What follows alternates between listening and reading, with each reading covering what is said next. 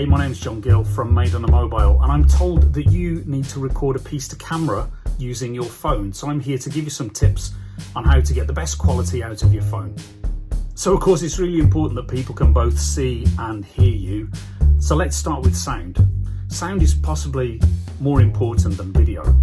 People are very forgiving of poor quality video, but not of poor quality sound. If they can't hear you, then it serves no purpose whatsoever.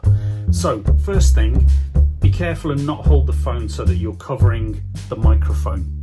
Modern phones have pretty good quality microphones built in, but the closer you are to them, the better they will work. Beyond that, it's just about finding a nice quiet space. Ambient background noise is perfectly fine as long as we can hear you clearly, but be aware of anything in the background that might be distracting.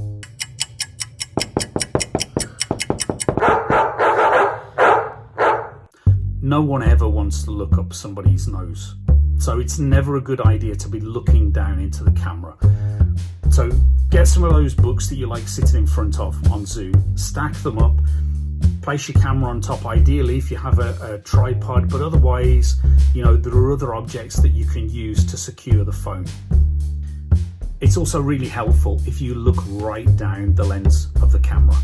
It's very easy to be distracted by the screen if you're using the front-facing camera.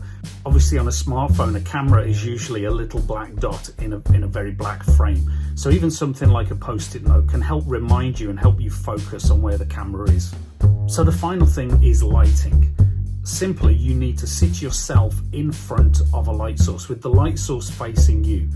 So that can be as simple as sitting in front of a window and you're making use of natural light. Of course, other lighting is available, and you'll find links to lights and other bits of mobile kit in the description below.